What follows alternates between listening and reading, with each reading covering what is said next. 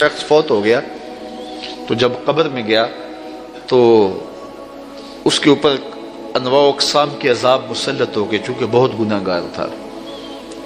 تو ایک دن اچانک سارے عذاب موقوف کر دیے گئے اور جہنم کی جانب کھولی گئی کھڑکی بھی بند کر دی گئی اور جنت کی جانب در کھول دیا گیا اور فردوس بری کی تازہ ہوائیں قبر میں آنے لگے۔ تو اس نے کہا، میرے خدا تیری کرم نوازی کے میرے سے اس کلفت کو، اس اذیت کو دور کیا، لیکن کیا مالک تو یہ مجھے بتائے گا کہ میرے اوپر یہ کرم نوازی کیوں ہوئی؟ تو آواز آئی کہ میرے بندے، جب تو مرا تھا تو اپنی بیوی کی گود میں ایک بچہ چھوڑ کے آیا تھا۔ اب بچہ تھوڑا سا بڑا ہوا ہے تو اس نے اس بچے کو مکتب میں بٹھایا ہے۔ تو استاد نے اس کو قرآن مجید پڑھانے سے پہلے کہا، بیٹا پڑھو بسم اللہ الرحمن الرحیم۔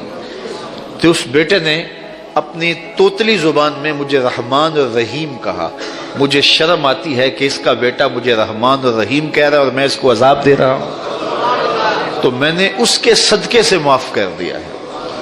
تو اولاد اگر رحمان کہے، اولاد اگر رحیم کی بولی بولے تو اللہ کرم کر دے، اور اگر اولاد حافظ قرآن ہو، اگر اولاد عالم دین ہو، اگر اولاد پنج گانا سجدوں کی عادی ہو، میں کہتا ہوں والدین کے لیے روزانہ دعا کرنے والوں پر اللہ کرم نوازی فرماتا ہے، اور جو نمازی ہوگا وہ دن میں کتنی مرتبہ کہے گا، ربنا اغفر لی ولوالدی، اے اللہ مجھے بھی بخش دے، میرے والدین کی بھی مغفرت فرما دے۔ تو خوش نصیب ہیں وہ ماں باپ جن کی اولاد نمازی ہے۔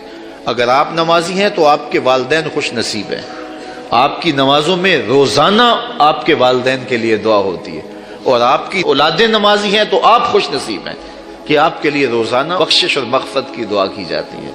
تو اولاد جب پیدا ہو تو سب سے پہلے اس کے کان میں آواز اللہ اکبر کی پڑے، اور بولنے لگے تو سب سے پہلے لا الہ الا اللہ محمد رسول اللہ لفظ اللہ، اور پھر اس کے بعد لا الہ الا اللہ محمد رسول اللہ پڑھے۔ تو یہ اولاد کو آپ تربیت میں دیں گے۔